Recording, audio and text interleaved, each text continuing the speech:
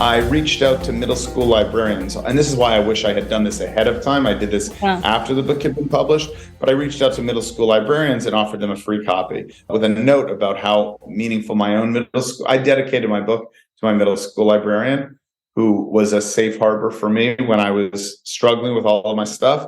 And so I really found sanctuary in that library.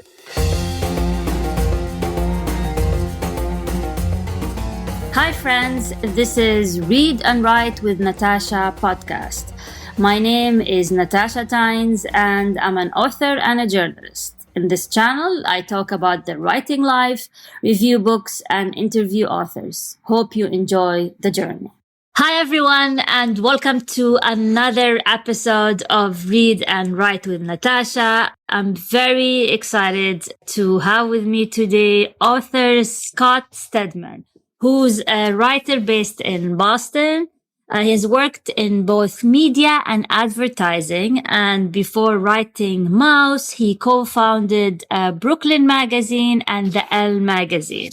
Mouse is his first novel. Scott, how are you doing today? I'm doing great. So appreciative for you having on this show. So very excited to chat. Yeah, of course. So, okay, Scott, your novel Mouse is a fascinating concept. When I first picked it up, I thought it was about an actual mouse, but it turned out to be not about a mouse. So, Scott, reasonable assumption, but based on the title. So, Scott, I'm going to give the floor to you and let us tell the listeners and everyone who's watching as well on YouTube what the book Mouse is all about. Great. All right. Thank you. Well, so Mouse is all about a little girl who is wildly misunderstood.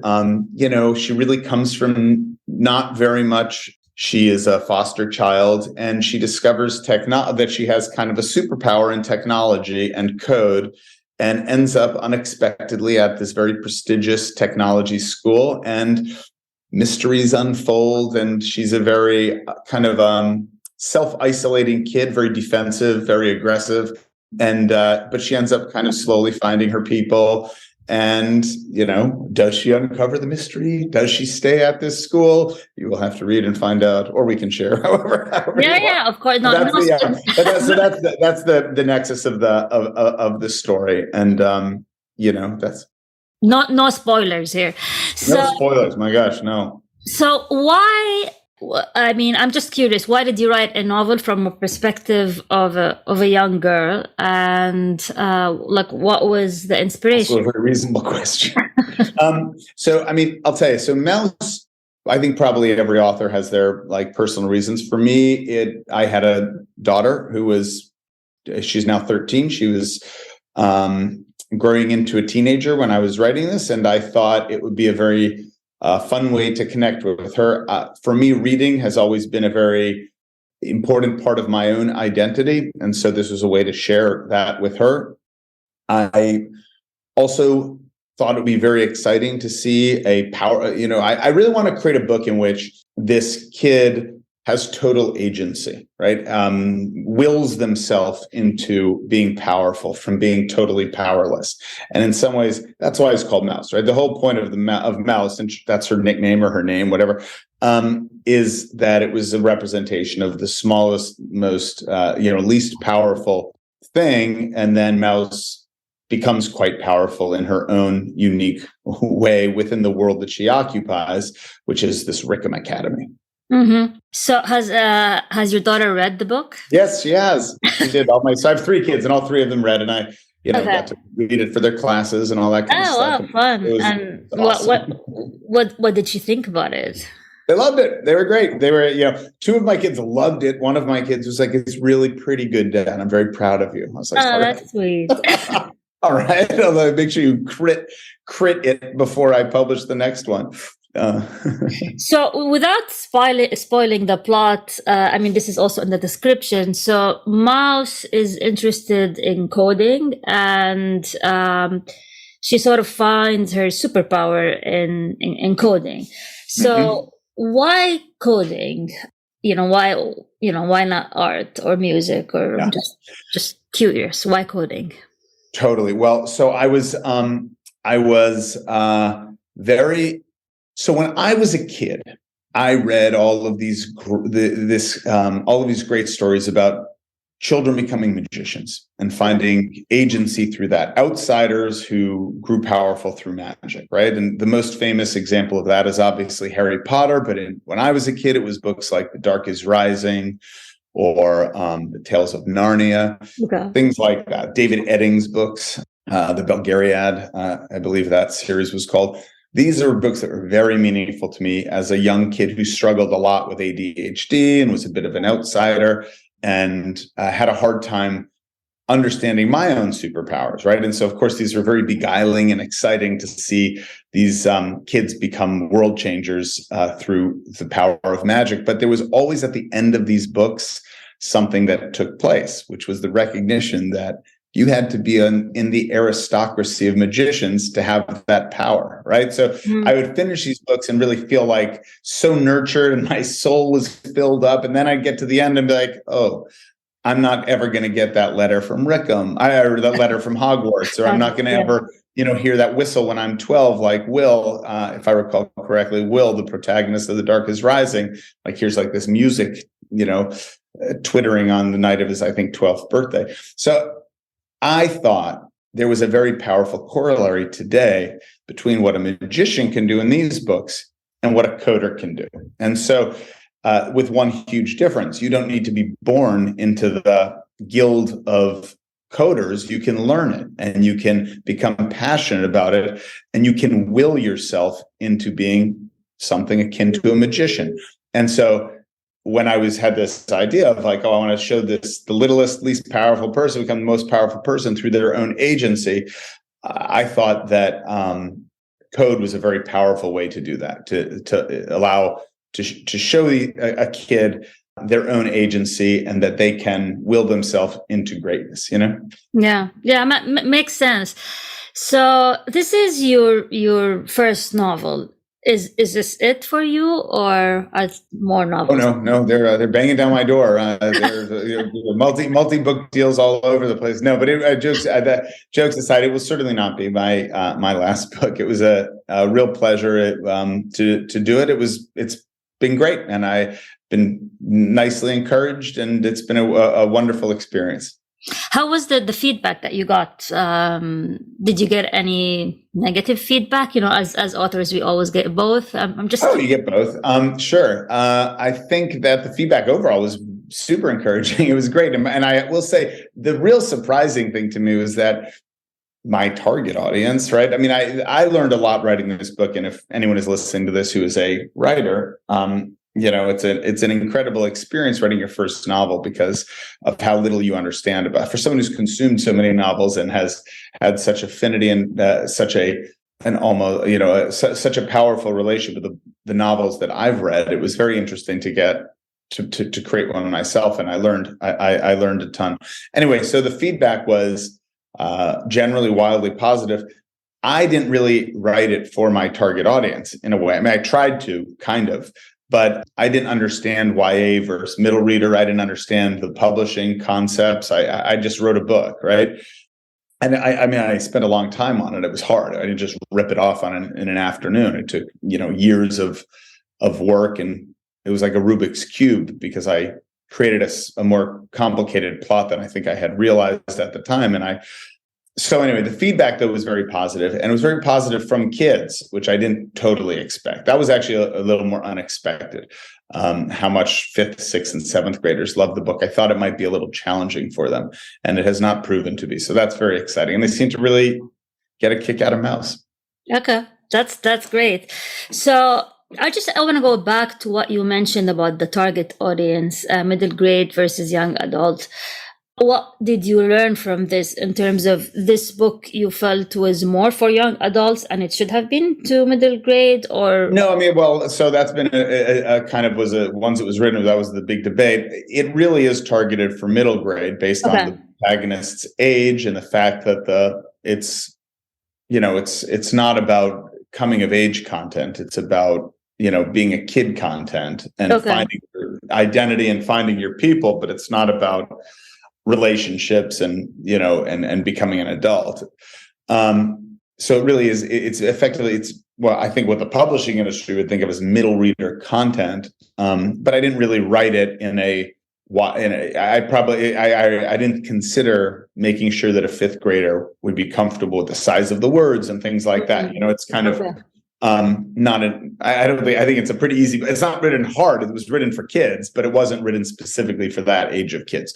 So that was a big question mark, and it's been very encouraging that that young readership has really liked it, and frankly, the older readership, the older kids, the YA people have seemed to like it. I think because Mouse is a bit of a badass, right? I mean, Mouse is a little like she's a little intense, and I think that older reader kind of identifies with her. Like, I don't like, I'll do what I do. Get out of my, you're in my way. You're in my way. It's going to be a problem for you to be in my way, not a problem for me. And Mouse definitely is unrelenting and fierce, and I think older kids have probably appreciated that. Yeah.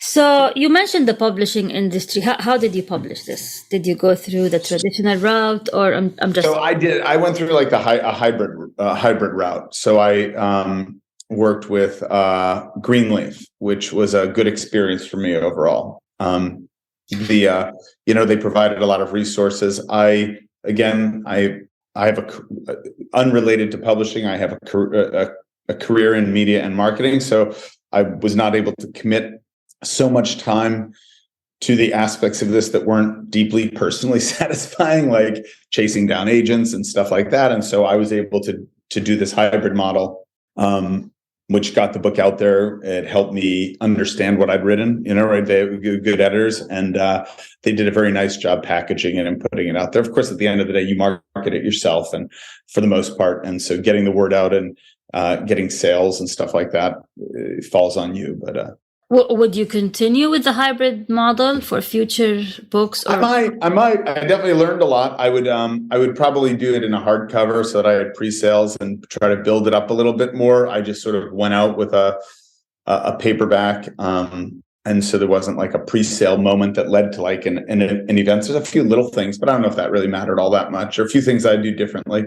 But I thought they were really a really high integrity, good group to work with. So I felt good about the experience overall. It would have been nice to have had like an agent and have put a little more work into that. And I did a little bit of work. I just didn't really stick with it, right? Did you try to find an agent, or? Yeah. So I put a few query letters out there and had a few conversations, but I think there were some problems with the book, right? Whereas the readers seemed to be pretty fond of the book. And the agents were positive, but they were the conundrum between middle and YA made it challenging for an agent to understand what market they were going to try to sell into for a publisher.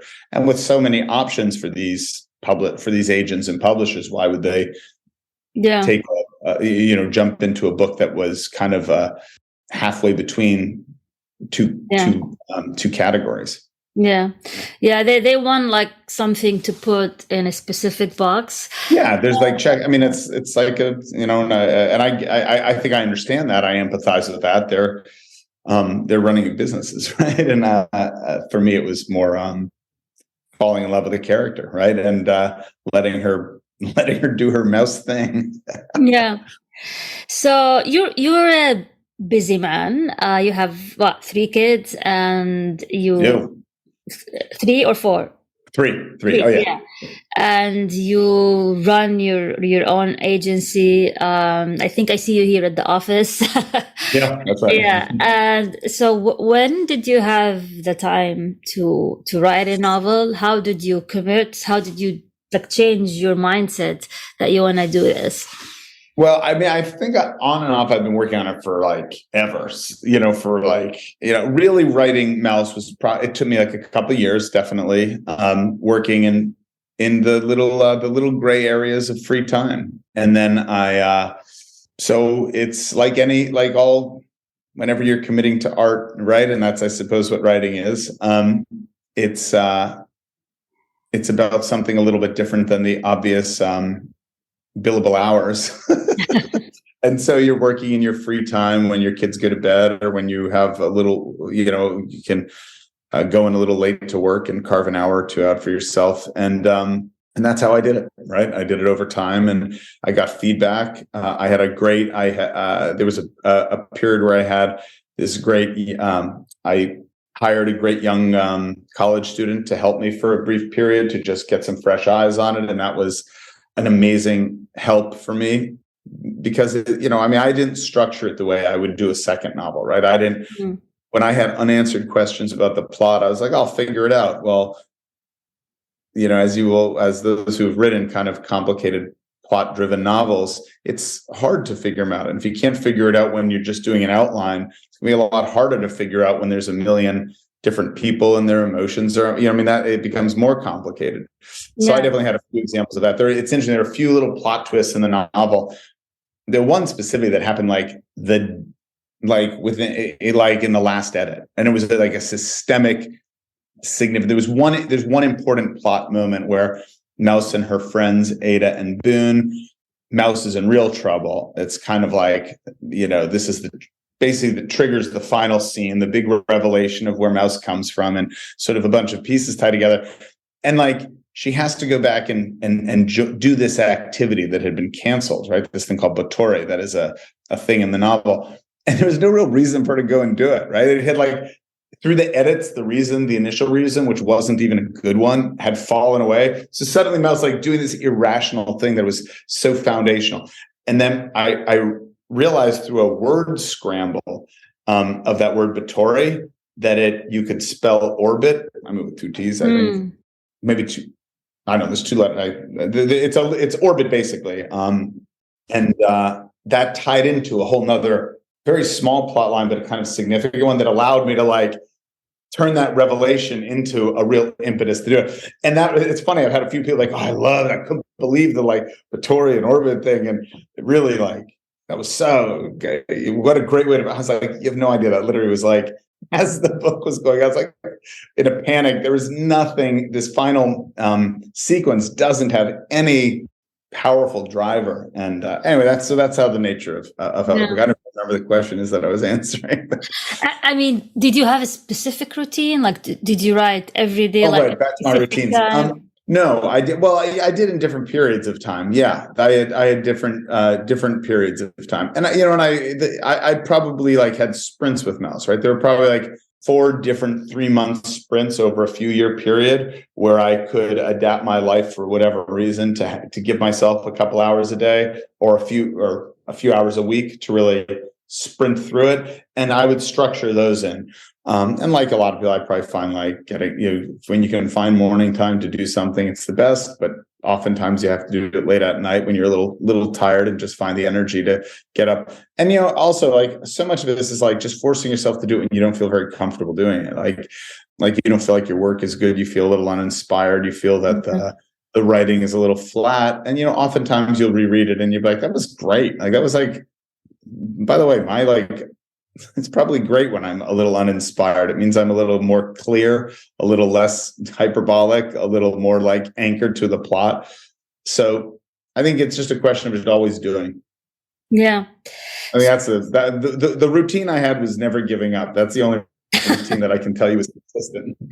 That's a good routine. It's a good habit. But okay, so I want to talk a bit about marketing. So you mentioned that the agency helped you, or the hybrid well, they did help me, and it was a really wonderful, nice marketing person there. But I mean, I think fundamentally, you do your own marketing, you catalyze it through your own community, and you and then build from there when you're self-publishing. In my experience, so since you already have your own marketing agency, so you're the expert. So where did you focus your attention on because I speak with an author, some say it's TikTok now, somebody's Instagram. So I'm curious, where did you get the most success? Well, it really depends on the audience. So I'll tell you, for me, for Mouse specifically, I really focus mostly on my own network, my own natural community of parents and peers, and leveraged off that. I don't play on TikTok, right? That's not my world. What is it called? Book Talk or something? Yeah, Book Talk. Yeah. Is, for my audience would have been a very powerful community to build up. But you have invariably, any marketing has to be totally natural to you, right? And TikTok would not have been natural for me. Okay. And so if I was doing this just full time, I would have had to have made that my, and I was really living off the check, whatever. I'd have had to invest in that channel for that audience. So, I mean, like anyone, I think the way you do it is you figure out where do your buyers, who are your future buyers? For me, it was 5th to 8th grade kids who have a propensity for coding or are interested in STEM. Okay.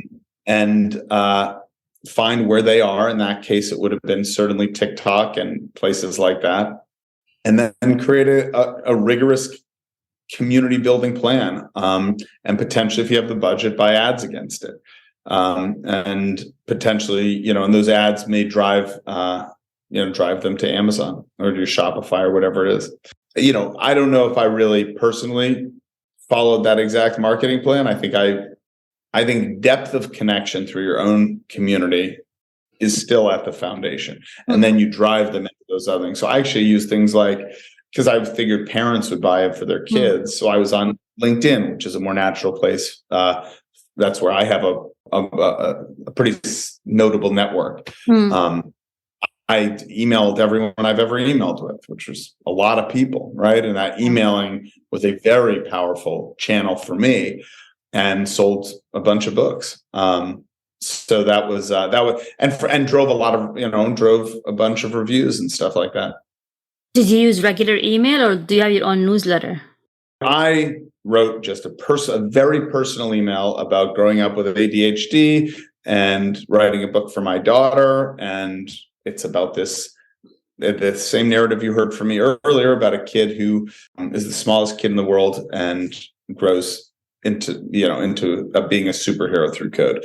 And a lot of people were very responsive to that. It was like emotional, actually, the responses I got from people about that journey and about their own kids who might be, have their own, neuroatypical or however the verbiage is right now about all of those different things and how connected they felt to.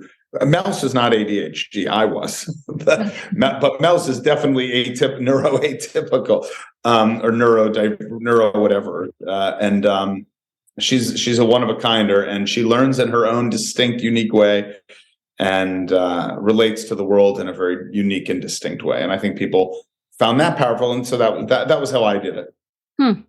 Yeah, I mean, I like the fact that you found the most success in just it's a big sending like a traditional regular email. I mean, when you talk with authors, I always just feel people forget like nothing's more meaningful than something else. It's a very good filter. It's a very good filter to just consider what's meaningful to you. Like how there are a couple newsletters I like. Do I want a newsletter from Scott Stedman? No way, right? I love Scott Stedman. I'm Scott Stedman, right? Like I'm a big fan. Would I want a newsletter from someone like that? I mean, how much effort am I putting into creating like really meaningful, impactful insights? So, I mean, that doesn't mean that no one could, right? But like, that's its own business. That's its own thing. Build a Substack, build a community on something like that. I mean, if I'm using it just as a marketing tool for my novel, those communities should be built on a distinct insight that's meaningful to the audience that is buying them. If that converges with your book, all the better. But I don't think it's that easy to do, is also the truth. Right? Yeah. So building a newsletter community. Yeah. It takes years. Yeah. To your credit, you've built this community on your passion and something you work in, and you've done it in, I imagine, your free, time you've carved out, and you've willed it into existence with enormous amount of work and time. You don't just rip that off in 3 months to help a marketing campaign to launch a book. Yeah. It's definitely a marathon. But at the same time, sending a really personal, true email, like the truth about considering how that truth might be consumed by a potential buyer of your media, of your book, that's a true, powerful way to connect with them, right? Yeah. Yeah. So you mentioned you're like a I big. did something else too. I Yeah, did sure. another Go ahead. marketing campaign that a real thing that was really cool. I reached out to middle school librarians, and this is why I wish I had done this ahead of time. I did this Yeah. after the book had been published, but I reached out to middle school librarians and offered them a free copy with a note about how meaningful my own middle school. I dedicated my book to my middle school librarian, who was a safe harbor for me when I was struggling with all of my stuff, and so I really found sanctuary in that library, and she really helped. She checked in with, she very did what librarians do. They were just very gracious, checked in with me, made me feel very seen, helped me find things to read, and was a calm from the storm that I found every time I opened that library door. I was back in the hallway with kids zipping and zapping everywhere, you know? Yeah. So I dedicated to them. I sent it out to them, and I got a lot of engagement from those librarians. I'm still doing that. That's actually still in process. That whole thing, getting them all the books, because it takes a lot of time to just even send them all out. So did you actually send them a letter or an email or like a? I sent them. I did that through email, and I sent hundreds of librarians emails, and hundreds have asked for a copy, and I'm just out of pocket sending them on copies of Mouse, and that costs money. The shipping is a few, $4 or something like that, in addition to the copy. But for me, that is so meaningful, right? I mean, that is a absolute delight to me that I'm providing something, another tool in these librarians' toolbox, and also celebrating them because they were so meaningful to me. Yeah. So you mentioned you're a big reader. So I'm curious who influenced you while who's the author that influenced you while you writing the book? You know, who's an author you imitate while you. That's cool. That's a good question. I mean, I love The Dark is Rising. I love those David Eddings books. For Mouse, it's funny. I really have this thought. Mouse and a Stranger is almost like a mashup between The Girl with the Dragon Tattoo, Lisbeth Salander, and I was trying to make like a YA version of her in some ways. There was like a little inspiration there. And then her and like the world building of a Harry Potter. So in some ways, there's like a mash of those two things. They're also I'm like a student and a hobbyist. I love murder mystery genre fiction, and I love the philosophy behind some of the different genres, like the garden variety, Agatha Christie murder mystery, the American, the hard-boiled noir, and where those came from historically, and what was the cultural anxiety that made them both so successful, right? And people so engaged in those genres. So, and I felt like The Girl with the Dragon Tattoo was one of the first books that had done a really remarkable mashup of the garden variety murder mystery and the hard-boiled noir, with Elizabeth Salander ending up in basically a closed room murder mystery. And so I really found that very inspiring. I tried to do that actually, and that hard-boiled samurai, there is no moral universe. There is just my own morality, and to that I am true, was Mouse. And then she came into this effectively like a closed room Agatha Christie type murder mystery, which I adapted for that audience, which was the kids getting voided and who's behind the voidings, and they're blaming Mouse, but she's also kind of the inspector, but she's also this. So, and then how do those worlds converge and come to an awesome resolution? And that's sort of what inspired Mouse. So what's your next book about? And are you like actively working on it, or? Yeah, so I mean, I'm actively working on another Mouse book, right, with some of the characters from within Mouse. I also I would like to write eventually a book about called Hyper, about being a very hyper person, and how I like a love letter to hyperactivity, right? Almost through a book. That would not be such a fiction. That would probably be based on some of the adventures I've had in starting these media companies. But so those I think are the two ones that I'm working on. But I always have a few that I'm tinkering away on, and then eventually the time will be right and the idea will get momentum and it will just fly. And that's what happened with Mouse. Okay. So basically you're turning Mouse into a series? Is that how are you gonna market I it? think so. Like they're all standalone books, but with the characters encountering different things within what I would think of as almost like that mouse world. I mean, it's hard to build a world. Yeah. I'm a little like, I can't. I just want to use that one again. I will say there are things about Mouse. Any writer will look back at a book that they have and be like, "Ooh."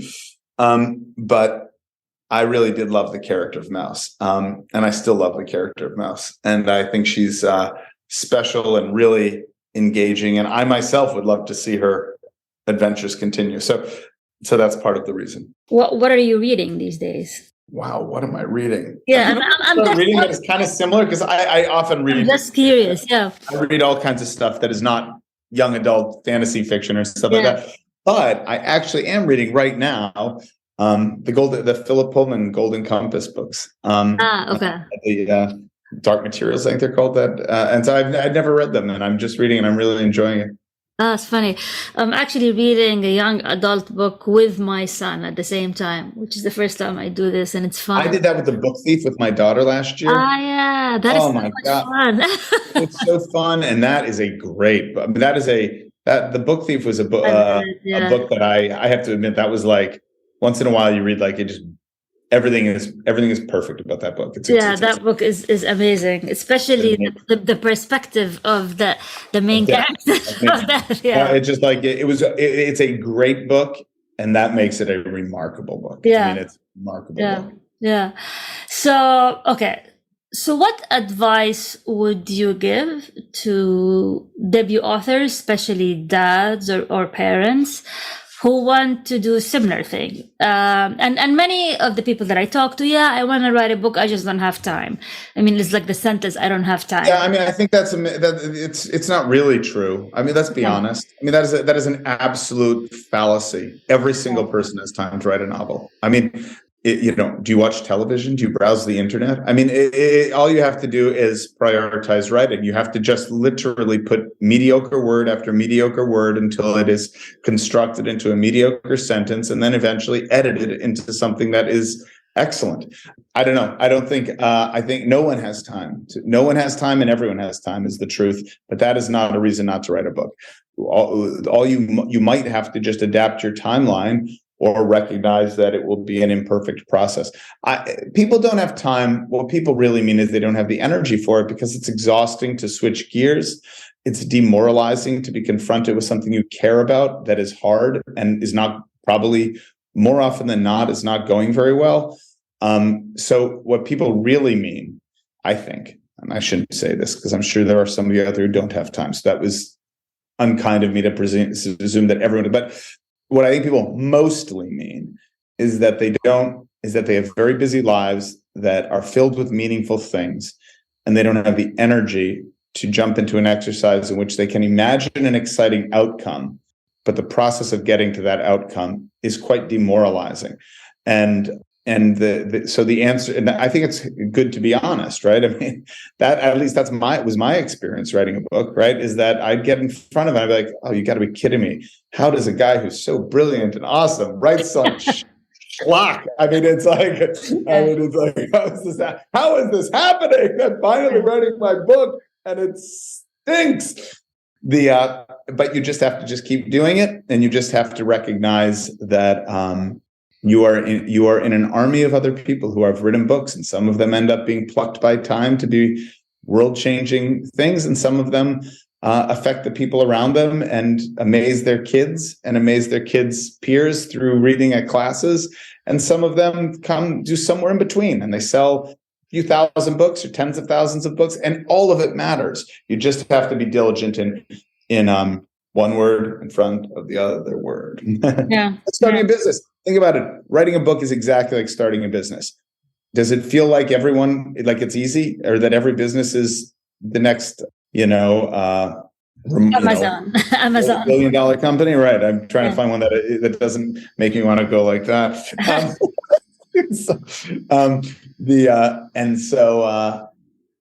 I just think that's it. And I think I think if there's one thing that I should remind everyone who is trying to write a book is that you're doing something remarkable and that you are bringing an entire world into the universe. And when one person reads it, you have changed the entire world. And that is remarkable. And when 1,000 people read it, all the better. But like, if you write a book and it's read by a person, you've done something incredible. Yeah. Yeah. So people can find your book on Amazon. Can they sure can. Can they find it at bookstores, like regular bookstores, or where can they?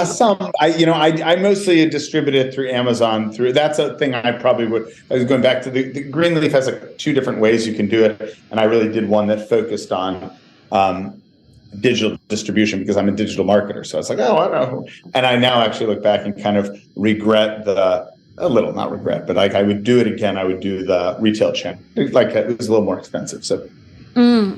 So, any parting thoughts to the audience about the book industry, about Mouse, about girls in STEM education? Well, I think if you have a kid out there who's interested, Mouse was made to inspire young women and kids about the powers of science and technology. And hopefully some of you will find that fun. But just as importantly, for those of you creating things, whether they're books or anything else, thank you and congratulations for engaging in such a timeless and important thing, because that is how we find meaning in all of this stuff. So I'm very appreciative of all of you out there creating things that I get to read someday. Well, thank you, Scott, for your time, and for anyone who's reading. Thank you, Natasha, for the podcast, but also for your book. I can't believe huge congratulations on the work that you are doing. So, thank you, I appreciate it. So yeah, as I said, Mouse is on Amazon and on some bookstores, and also you can check out Scott Stedman's website, and if you wanna connect with him. And for anyone who is listening or watching, thank you for joining us today, and until we meet again.